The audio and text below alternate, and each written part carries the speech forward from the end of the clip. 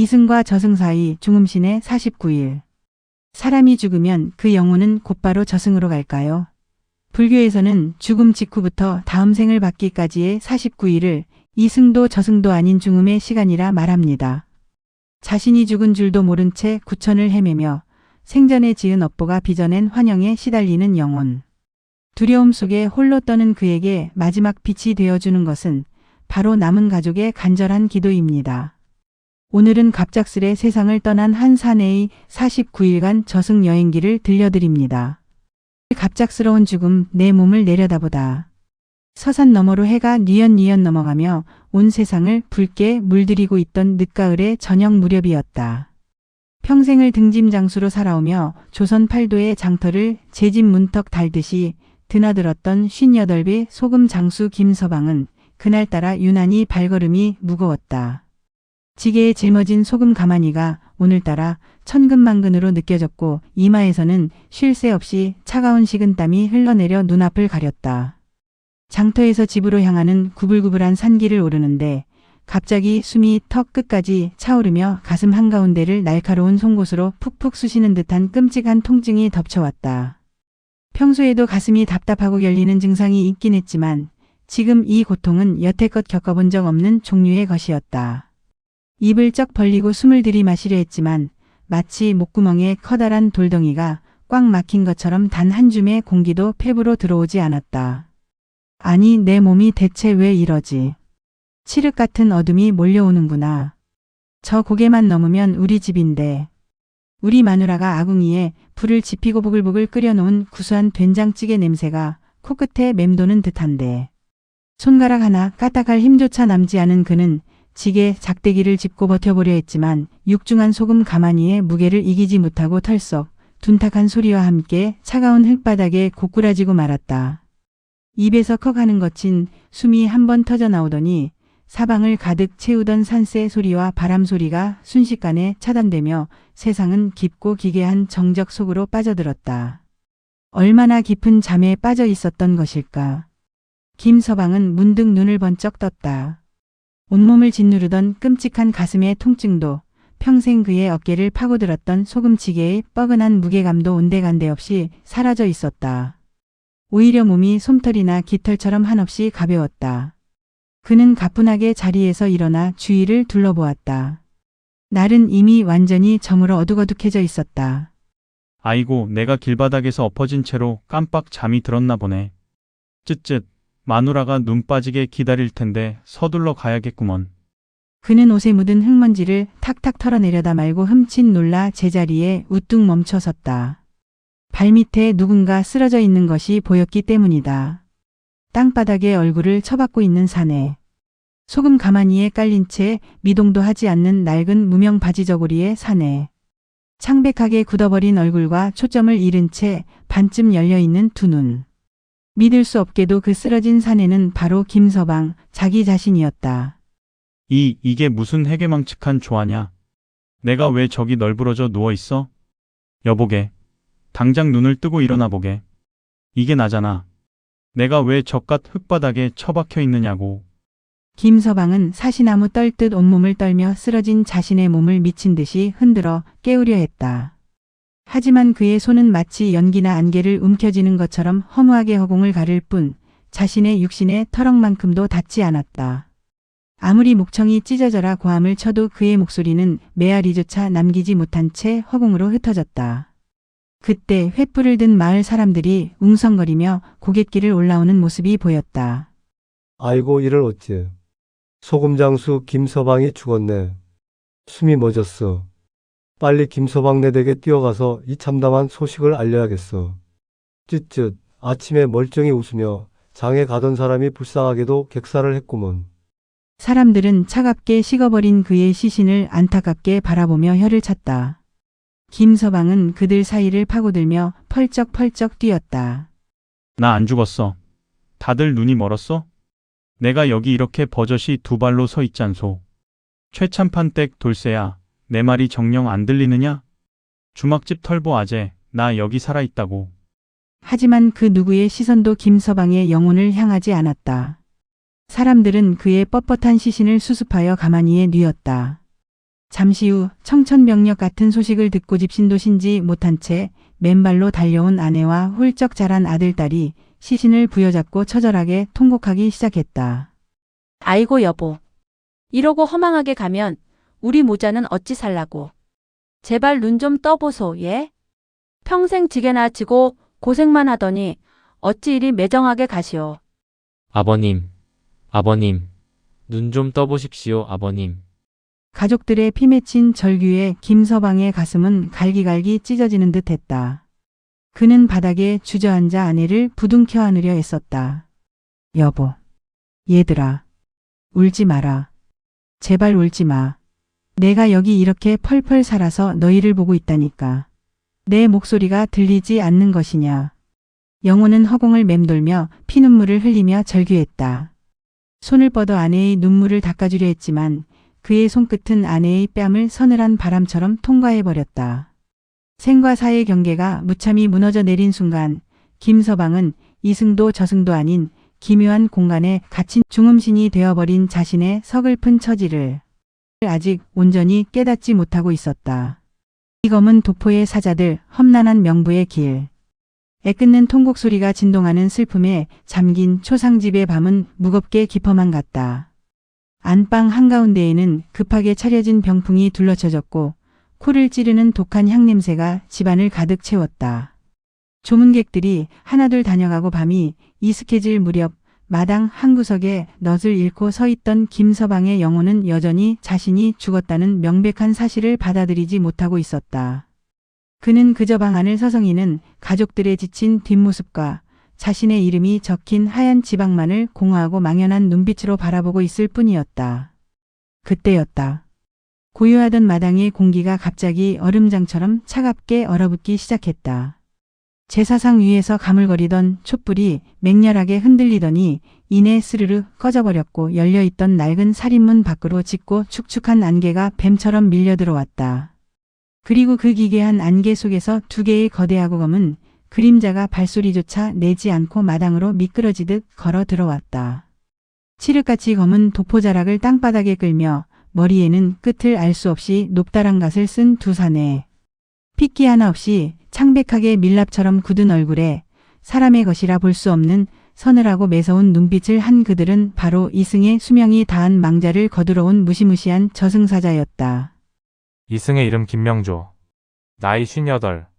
명부에 적힌 내 놈의 수명이 오늘 해질녘을 기해 완벽히 다하였으니 이제 그만 부질없는 미련을 버리고 우리의 인도를 따르라.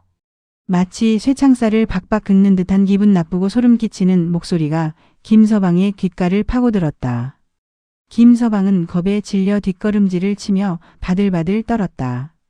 누구시오? 당신들이 니기에 어찌 남의 집 제사상 앞에 함부로 허락도 없이 들어오는 거요. 난 아직 갈 곳이 없으노. 내 마누라와 불쌍한 새끼들이 날 이렇게 애타게 부르고 있는데 도대체 나더러 어딜 간단 말이오. 당장 내 집에서 나가시오. 저승사자는 김서방의 발악에 콧방귀조차 끼지 않았다. 어리석은 중생이로다. 육신의 숨통이 이미 끊어져 머지않아 흙과 한 줌 재로 돌아갈 터인데 어찌 썩어 문드러질 껍데기에 연연하며 억지를 부리느냐. 내 놈의 명줄은 염라대왕의 명부에서 이미 깨끗하게 지워졌느니라.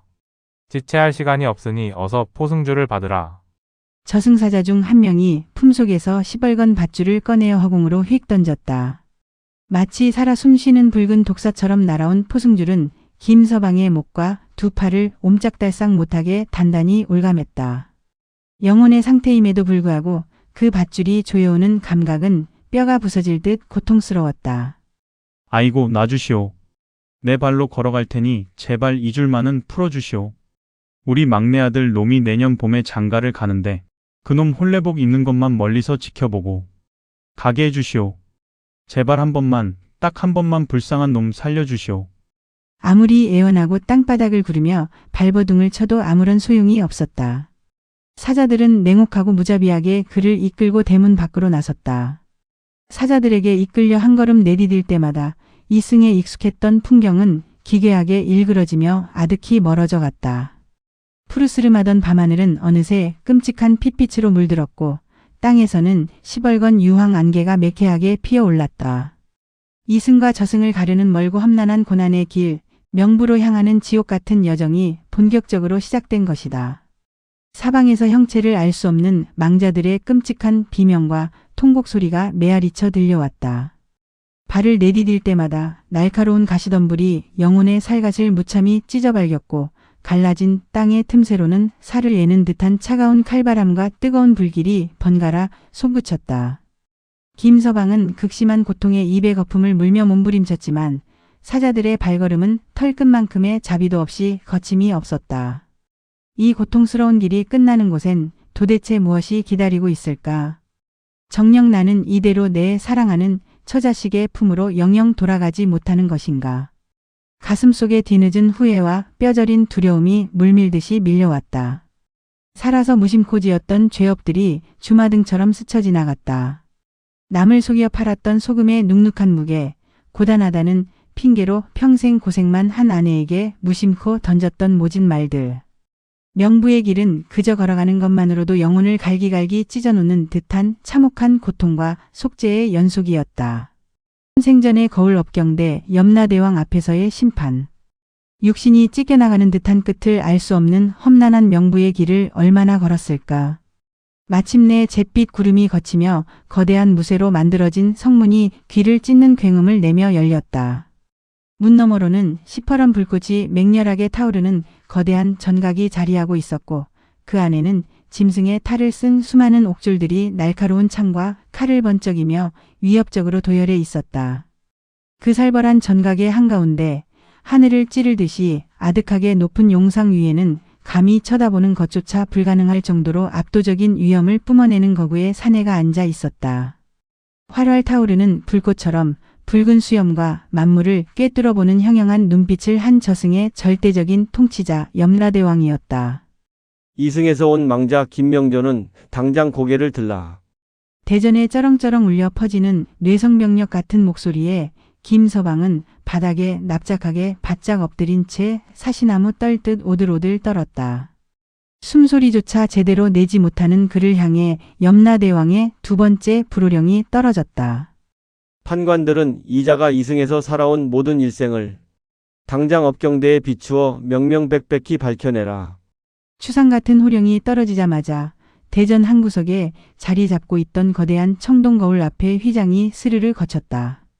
맑고 투명하던 거울 표면이 기괴하게 일렁이더니 이내 김서방이 어머니의 뱃속에서 태어나 죽는 순간까지 이승에서 살아온 모든 궤적이 생생한 환영이 되어 비치기 시작했다.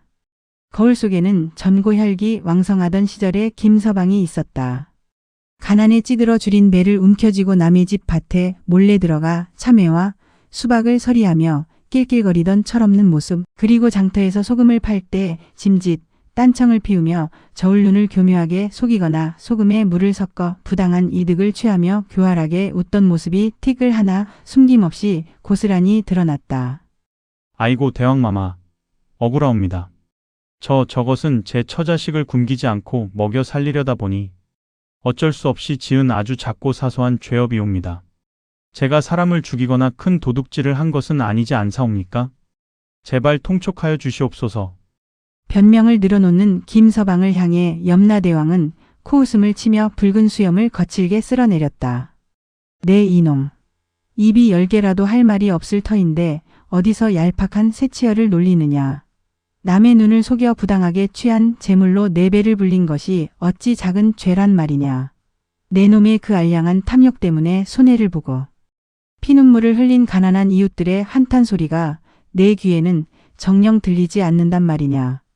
불호령의 김서방이 머리를 바닥에 찌으며 살려달라 빌고 있을 때 거울은 스르르 장면을 바꾸어 다른 풍경을 비추었다.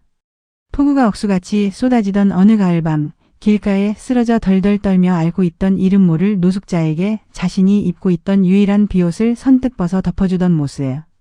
그리고 장터 구석에서 굶주림에 지쳐 울고 있는 고아 남매에게 다가가 몰래 품속에서 주먹밥을 꺼내 쥐어주며 투박한 손으로 머리를 쓰다듬어 주던 따뜻한 풍경이었다.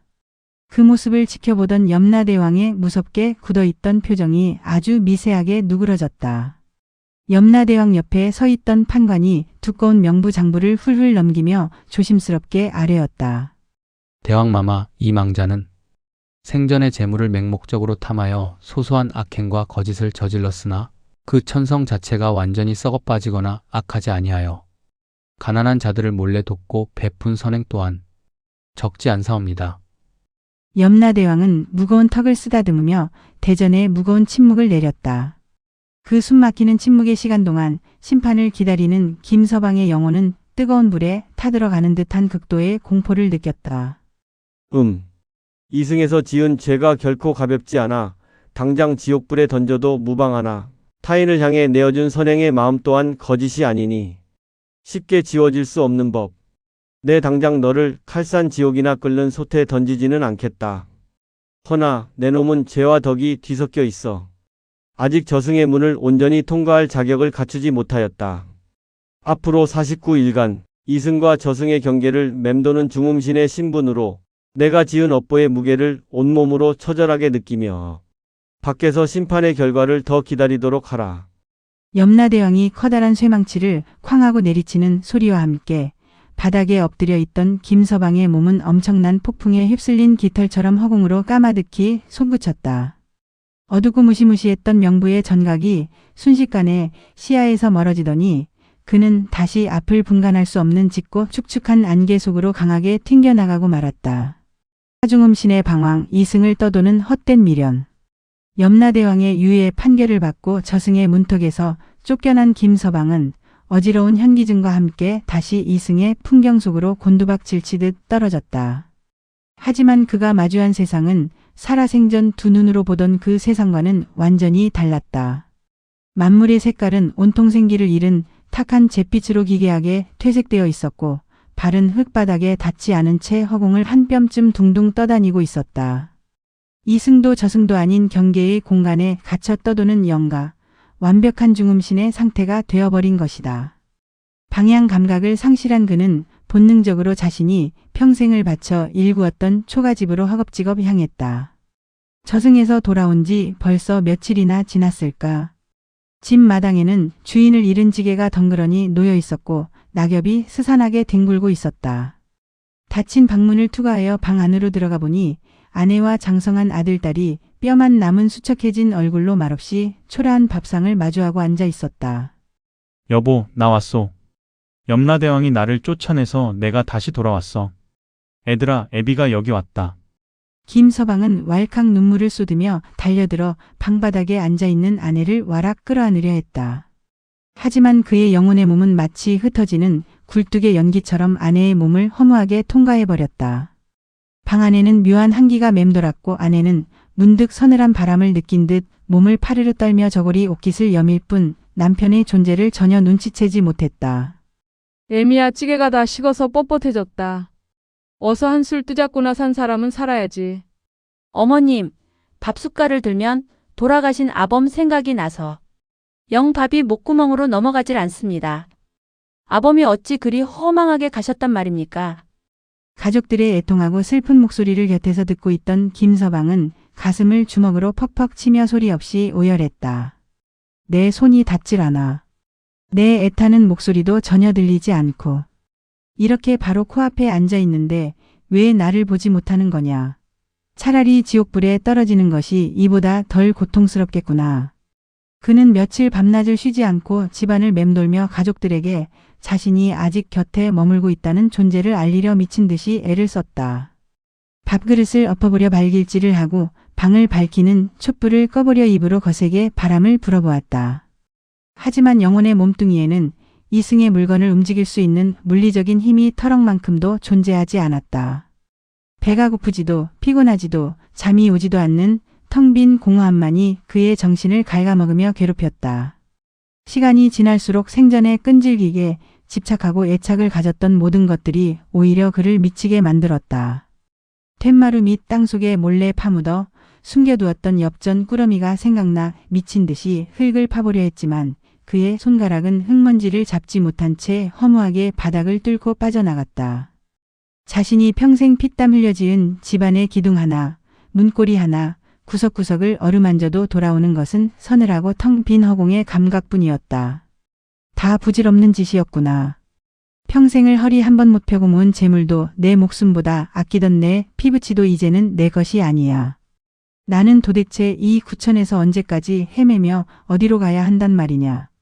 이승의 미련에 지독하게 사로잡혀 차마 떠나지 못하고 가족의 곁을 맴도는 영혼. 그러나 이승의 시간은 망자의 슬픔과는 무관하게 무심하고 빠르게 흘러갔고 중음신이 이승의 경계에 머물 수 있는 49일의 기한은 하루하루 모래알처럼 빠져나가 줄어들고 있었다. 미련이 짙어지고 슬픔이 분노로 변할수록 그의 투명했던 영혼은 탁한 잿빛으로 더럽게 물들어가며 점차 나아갈 길을 잃어가고 있었다. 이대로 깨달음을 얻지 못하고 49일의 기한이 끝나버린다면 염라대왕의 명부에도 오르지 못한 채 영원히 짐승의 길을 걷거나 구천을 떠도는 악귀가 될지도 모르는 위태롭고 끔찍한 방황의 시간이었다. 오한영과 공포 카르마가 만들어낸 끔찍한 형상들. 이승의 경계를 맴돌며 무의미한 방황을 거듭한 지도 벌써 40일이라는 긴 시간이 훌쩍 지나버렸다. 미련과 집착이라는 무거운 족쇄에 사로잡혀 낡은 초가집 주변을 한 발짝도 떠나지 못하던 김서방의 영혼에게 마침내 끔찍하고도 기괴한 변화가 찾아오기 시작했다. 불교의 티베트 사자의 서에서 경고하는 바르도, 즉 중음신의 기간 동안 망자의 영혼이 피할 수 없이 마주해야만 하는 무서운 카르마 업보의 투영이 본격적으로 시작된 것이다. 적막하고 고요하던 잿빛의 세상이 어느 날 밤 갑자기 끓어오르는 시벌건 피바다로 변해버렸다. 평온했던 하늘은 먹물을 엎어놓은 듯 칠흑같이 어두워졌고 사방에서 귀를 고막재 찢어버릴 듯한 기괴한 괴성들과 짐승의 울부짖음이 진동하기 시작했다. 그리고 쩍쩍 갈라진 땅의 틈새에서 도저히 이 세상의 것이라고는 믿기지 않는 형체를 알 수 없는 끔찍한 괴물들이 꾸역꾸역 기어나오기 시작했다. 머리는 흉측한 멧돼지나 독사의 형상을 하고 있으나 몸은 거대한 사람의 뼈대로 이루어진 야차들, 그리고 온몸에 구멍이란 구멍에서 맹렬한 유황불을 뿜어내는 악기들이 날카롭게 벼린 삼지창과 톱날을 들고 일제히 김서방을 향해 맹수처럼 달려들었다. 우악! 저리 가라. 내게 다가오지 마라. 살려주시오. 김서방은 극도의 공포에 질려 바닥을 기며 미친 듯이 도망을 쳤다. 하지만 그 끔찍한 악기들은 마치 김서방의 그림자라도 되는 양 아무리 도망쳐도 찰거머리처럼 그의 뒤를 바짝 쫓아왔다.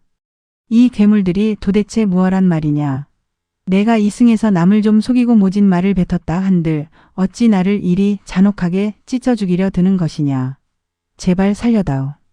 영혼의 밑바닥까지 갉아먹는 듯한 끔찍한 고통과 압도적인 두려움. 하지만 김서방은 아직 깨닫지 못하고 있었다. 사실 그를 쫓으며 무기를 휘두르는 이 흉측한 괴물들은 저승의 지옥에서 올라온 진짜 악마가 아니었다. 생전에 그가 가슴속에 품었던 타인을 향한 분노, 재물을 향한 끝없는 탐욕, 사리의 어두웠던 어리석음, 그리고 남의 가슴에 상처를 주었던 날카로운 마음들이 사후의 세계에서 망자 자신의 마음을 거울처럼 반사하여 끔찍한 형상으로 뭉쳐진 환영에 불과했다. 저울눈을 속였던 탐욕은 거대한 철퇴를 든 괴물로 아내에게 내뱉었던 폭언은 입에서 불을 뿜는 독사로 변해 그를 단죄하고 있는 것이었다. 그렇게 괴물들에게 쫓겨 숨이 끊어질 듯한 공포에 시달리던 찰나 눈앞에 번쩍이는 강렬한 섬광과 함께 하늘을 찢는 천둥 소리가 울려 퍼졌다. 그리고 먹구름이 갈라진 틈 사이로 너무도 맑고 투명하며 강렬한 푸른빛이 폭포수처럼 쏟아져 내렸다. 그것은 우주의 진리이자 부처님의 자비가 망자를 구원하기 위해 내어주는 따뜻하고 평온한 구원의 빛이었다. 하지만 생전에 짙은 죄업과 맹렬한 두려움에 완벽히 사로잡혀버린 김서방의 탁한 영혼에는 그 자비로운 구원의 빛이 오히려 자신의 살과 뼈를 흔적도 없이 태워버릴 끔찍한 화염의 빛으로만 느껴졌다. 아, 눈이 멀어버릴 것 같아. 저 빛이 나를 태워 죽이려 하는구나. 숨어야 해. 캄캄한 곳으로 피해야만 해. 그는 자신을 진정한 자유로 이끌어줄 그 눈부신 구원의 빛을 피해 오히려 익숙하고 어두침침하며 탁한 붉은 빛이 새어나오는 깊은 진을 구덩이 속으로 몸을 숨기려 짐승처럼 바닥을 박박 기어갔다. 중음신의 영혼은 이처럼 자신의 업보가 만들어낸 환영과 공포에 눈이 멀어 진정한 평안과 해탈의 빛을 스스로 외면하고 마는 것이다. 그리고 도리어 윤회의 굴레 속 짐승이나 아귀의 길로 통하는 어둡고 탁한 빛에 이끌려 스스로 걸어 들어가는 어리석음을 범하게 된다. 김서방의 영혼은 끝없는 공포와 환영의 늪 속에서 영원한 고통이 기다리는 더 깊은 수렁을 향해 점점 더 깊숙이 빠져들고 있었다. 호기승에서 들려오는 독경소리 49제의 구원의 빛. 자신의 카르마가 만들어낸 끔찍한 환영과 공포에 시달리며 영혼의 형체마저 흐릿해져 바스러지기 직전에 이른 49일째 되는 날. 지옥의 아기도로 통하는 어둡고 축축한 진을 구덩이 속에 웅크린 채 오들오들 떨고 있던 김서방의 귓가에 어디선가 아주 작지만 청아하고 일정한 소리가 바람을 타고 들려오기 시작했다. 탁, 탁, 탁. 이 소리가 무엇이지? 누군가 나무를 두드리는 목탁 소리인가? 아니, 저 멀리서 들려오는 은은한 범종의 울림인가? 어지럽게 날뛰던 괴물들의 환영을 뚫고 이윽고 은은한 향냄새와 함께 맑고 장엄한 불경을 외는 독경 소리가 중음의 세계로 선명하게 스며들기 시작했다. 그것은 이승에 남겨진 그의 아내와 자식들이 아버지가 돌아가신 지 49일째 되는 날을 맞아 산사의 법당에 모여 망자의 극락왕생을 간절히 기원하며 지내는 49제의 기도 소리였다. 나무대원 본존 지장보살. 자비로우신 부처님, 엎드려 비옵나니 이승을 떠난 망자 김명조의 무겁고 탁한 업장을 굽어 살피사 모두 소멸하여 주시옵고 그 영혼이 길을 잃지 않고 서방 정토 극락세계로 나아갈 수 있도록 자비의 빛으로 인도하여 주시옵소서. 수백 번, 수천 번 절을 올리며 바닥에 엎드린 아내의 애끓는 목소리, 그리고 아버지를 향한 짙은 그리움을 담아 목 놓아 우는 아들의 간절한 기도 소리가 불경 소리를 타고 이승과 저승의 두꺼운 경계를 넘어 흘러들어왔다. 그 맑고 애틋하며 지극한 정성이 담긴 소리는 구덩이 속에서 김서방의 숨통을 쥐어짜고 있던 끔찍한 야처와 독사들의 환영을 아침 햇살의 안개가 거치듯 순식간에 흩어지게 만들었다. 여보, 얘들아, 너희들이 잊지 않고 나를 위해 이 못난 애비를 위해 이토록 간절한 기도를 올리고 있었구나. 그래, 내가 어리석었어. 살아서 지은 죄의 무게에 짓눌려 그리고 죽어서도 너희들을 놓지 못하는 미련 때문에 저승으로 갈 길을 잃고 짐승처럼 헤매고 있었구나. 너희들의 그 깊은 사랑과 눈물이 어둠 속에 갇힌 나를 마침내 깨워주는구나. 환영이 모두 거친 김서방의 영혼의 뺨 위로 회한과 깨달음의 눈물이 강물처럼 흘러내렸다. 생전에는 먹고 살기 바쁘다는 핑계로 제대로 안아주지도 따뜻한 말 한마디 건네지도 못했던 가족들이었다. 그들이 보내주는 조건 없는 깊은 사랑과 지극한 정성이 잿빛으로 말라 비틀어졌던 그의 메마른 영혼을 따뜻하게 적시며 본래의 맑은 빛을 되찾아주고 있었다. 가족들의 염원이 닿은 그 눈부신 순간 그토록 두려워 도망치기만 했던 그 강렬하고 투명한 우주의 구원의 빛이 다시 한번 그의 머리 위로 찬란하게 쏟아져 내렸다. 하지만 이번에는 결코 두렵지 않았다. 그 빛이 자신의 살을 태우는 지옥불이 아니라 부처님의 한없는 자비와 이승에 남겨진 가족들의 간절한 염원이 하나로 뭉쳐져 만들어낸 세상에서 가장 따뜻하고 안전한 구원의 빛이라는 것을 온전히 깨달았기 때문이다. 김서방은 자신을 집어삼키려던 어두운 구덩이에서 천천히 일어나 주저함 없이 그 눈부신 빛을 향해 두 팔을 벌려 손을 뻗었다. 마음의 돌덩이처럼 맺혀있던 이승에 대한 억울함, 썩어 없어질 재물에 대한 덧없는 집착, 그리고 사랑하는 가족을 두고 홀로 먼 길을 떠나야 한다는 애통한 미련이 모두 봄날의 따스한 햇살에 눈이 녹아내리듯 스르르 허공으로 사라져갔다.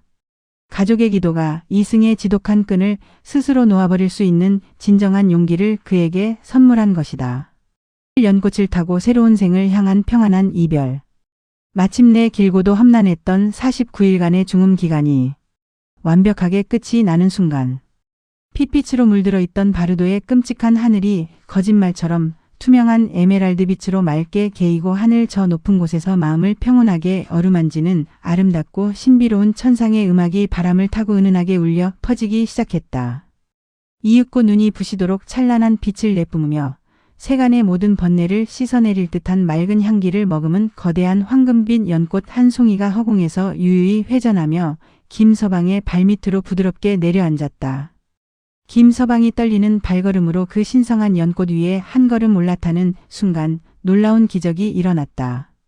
생전에 늙고 병들어 주름진 얼굴과 무거운 소금치개에 짓눌려 굽어있던 낡은 육신의 형상은 온데간데 없이 사라져버렸다. 대신 맑고 투명한 진주의 빛을 온몸에 머금은 고통도 슬픔도 존재하지 않는 가장 순수하고 평온한 영혼의 존재로 탈바꿈해 있었다. 티끌 하나 없는 맑은 빛으로 가득 찬 공간, 저 멀리 구름 위에서 명부의 염라대왕을 보좌하던 옥황의 판관이 거대한 황금 두루마리를 좌르륵 펼치며 자애로운 미소를 지어 보였다. 망자 김명조는 들으라. 이승의 무거운 미련을 스스로 끊어내고 자신의 오랜 업장을 진심으로 참여하였으며 이승의 남은 피부치들이 지극한 정성으로 올린 49제의 공덕이 마침내 구천의 하늘에 닿았다. 이에 명부의 심판을 거두고 중음신의 고통스러운 방황을 끝내노니 망자는 이제 연꽃을 타고 과거의 굴레에서 벗어나 평안하고 복된 새로운 생의 길, 극락의 문으로 나아가라. 판관의 우렁차고도 따뜻한 선고가 끝남과 동시에 김서방을 태운 거대한 황금빛 연꽃이 천천히 허공으로 떠오르기 시작했다. 그를 그토록 괴롭혔던 이승의 거친 잿빛 풍경도 명부의 무서운 불길과 악기들도 모두 아득한 발밑으로 멀어져 갔다. 오직 따뜻하고 찬란한 자비의 빛만이 끝없이 펼쳐진 융단처럼 그의 앞길을 환하게 비추고 있었다. 끝없이 솟아오르던 김서방은 마지막으로 고개를 숙여 이승의 세상을 가만히 내려다보았다. 까마득히 먼 지상에는 산사의 법당에서 49제를 무사히 마치고 서로의 손을 굳게 맞잡은 채 위로를 나누고 있는 아내와 자식들의 모습이 보였다.